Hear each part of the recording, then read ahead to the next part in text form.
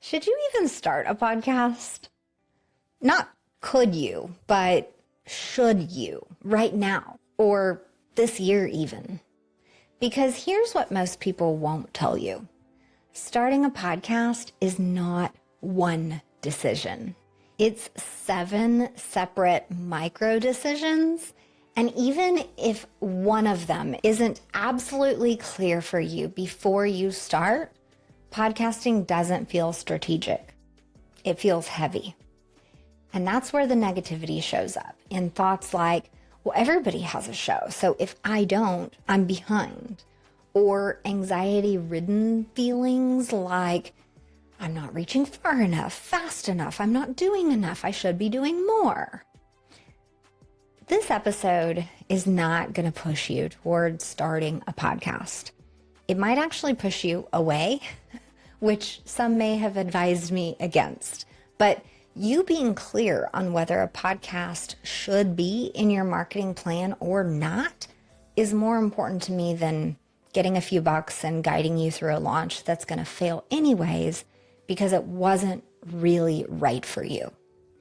With this episode, if you launch a show, you'll have made these micro decisions, putting your show firmly in the more likely to be successful lane. And if you don't launch a show, you'll be confident about that decision, realizing there's another priority you wanted to do more or first. By the end, either way, that pressure will be gone. This conversation has the potential to save you months of unnecessary stress. You're listening to Podcasting for Financial Professionals, the show where smart business owners learn how to use podcasting as a serious growth tool, not just another marketing experiment. I'm Virginia Elder, podcast strategist and founder of Podcast Abundance. Since 2019, I've helped professionals stop guessing with their podcast and instead build a show that increases their authority, expands reach, and generates leads for their business. If you've ever wondered whether your podcast is actually generating leads or if you're just kind of publishing episodes and hoping for the best, you're not alone. And the issue usually isn't the content. It's that no one ever showed you what to track. Your podcast builds authority, warms leads, expands your reach, and creates opportunities long before someone ever hires you. But if you're only watching download numbers, you're missing most of the ROI. That's why I created the Podcast ROI Metrics Tracker, a free tool that helps you track 50 plus non-traditional metrics so you can finally see what your podcast is really doing for your business. Grab it now at podcastabundance.com/ROI-tracker. All right, let's get into the episode. Let's start by getting honest about what podcasting actually is when it's working. When podcasting works well, it's not a content channel. It's a relationship accelerator. It compresses trust. It pre-educates prospects. It filters out people who are not aligned. And it shortens sales cycles because listeners show up already understanding how you think and how you approach problems, and they already know whether they trust you. What podcasting is not is a shortcut to visibility. It's not a replacement for marketing fundamentals. It's not a magic lead faucet. And it's not something you should do just because everyone else seems to have one or because you feel behind. If you're thinking about podcasting as more content, just stop. That mindset alone is what makes podcasting feel heavy. Podcasting works when treated like a business asset, not a creative project. So the first real decision point is this. Does your business need trust or does it need attention right now? Podcasting is phenomenal for trust. It is not the fastest tool for attention. If your business needs immediate pipeline, fast list growth, or short term revenue spikes, podcasting is probably not your best move. Paid ads, referrals, partnerships, or guesting on other people's podcasts will move the needle faster. But if your business needs deeper trust with better fit prospects, fewer price shoppers, shorter discovery calls, and clients who already understand your philosophy before they ever speak to you, podcasting starts to make a lot of sense. This is why podcasting tends to work best after you've validated your offer, but before you try to scale visibility aggressively. It shines in the middle of the funnel where trust matters most. The next decision is whether you actually have enough to say. Here's a simple gut check. Could you feasibly, easily outline 30 to 40 specific episode topics that your client genuinely cares about? Not market updates, not generic education, real questions, objections, fears, and decisions that they wrestle with every day. If you stall out at 10 ideas, that's not a failure. It just means that you may not need a podcast yet. A podcast amplifies clarity. It doesn't create it. So if your messaging is still evolving, podcasting is going to feel like pressure. But when your messaging is clear, it feels like relief.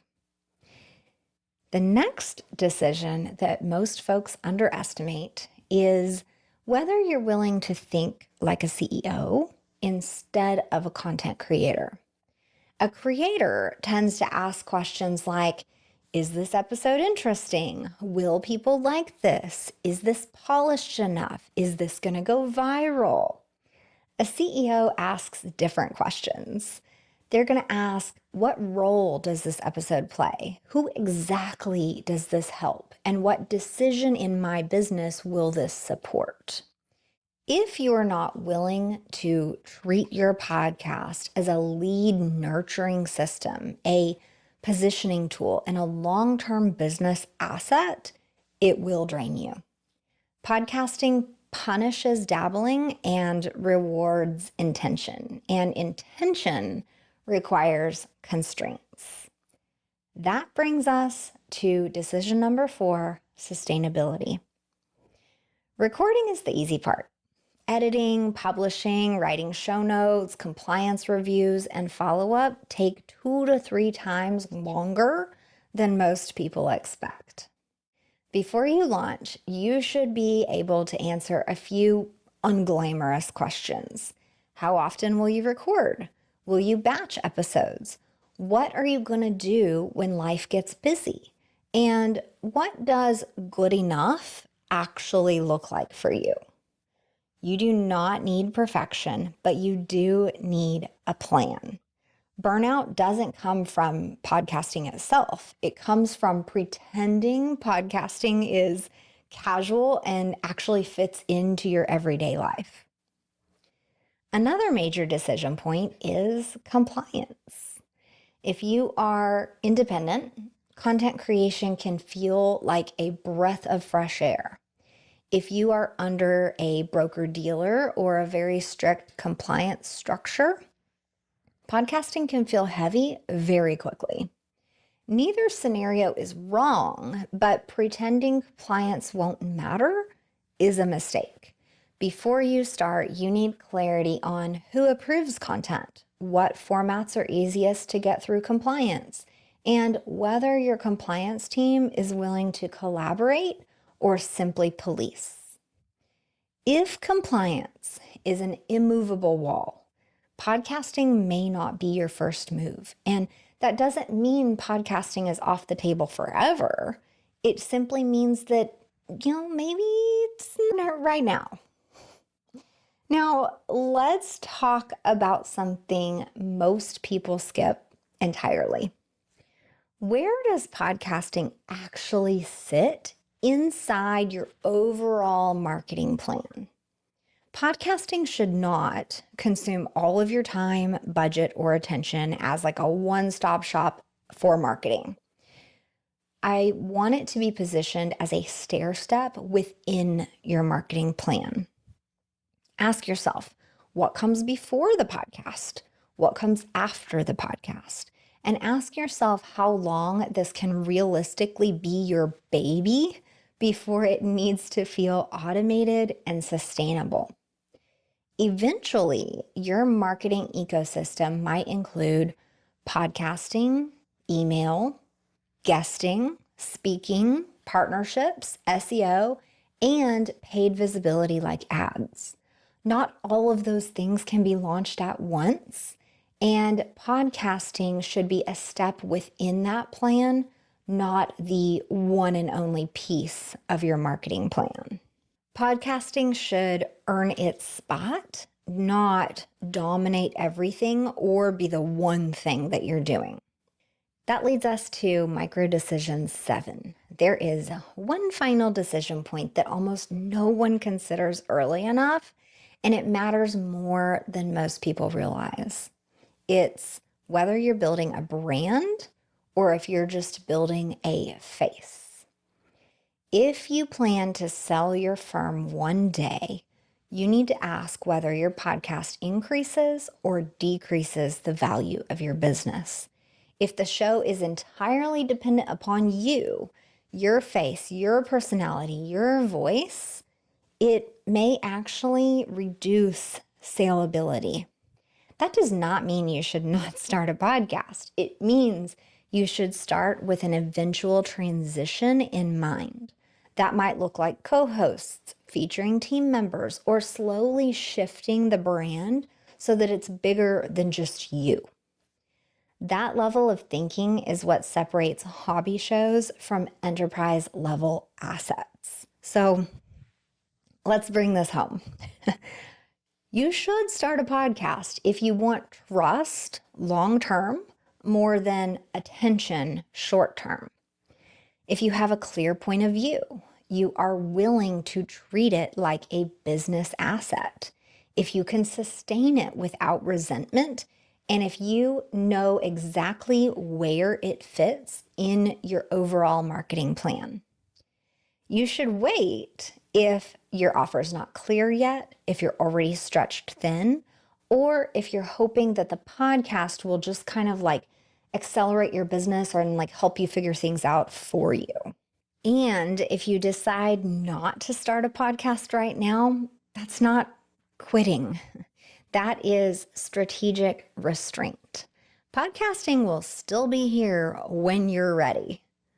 So if today gave you clarity, that is exactly the point. As we walked through those 7 micro decisions, if they felt like a clear yes, no, easy answer to you, then you've made your decision, right? Through these 7 micro decisions. Podcasting works best when it's chosen intentionally, not emotionally. And when you are ready, the goal is not just more content. The goal is clearer messaging, stronger trust, and a system that works while you focus on running your business. Thanks for listening to this episode of Podcasting for Financial Professionals. Before you go, make sure you're actually measuring what your podcast is producing. Not by vibes, not by download spikes, but by the actual outcomes it's creating. Authority, visibility, and leads for your business. Your podcast is doing more than you think. You just need a way to see it.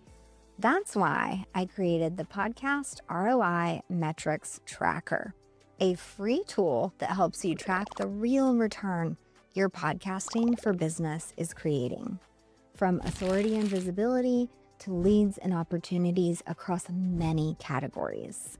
Download it right now at podcastabundance.com/ROI-tracker.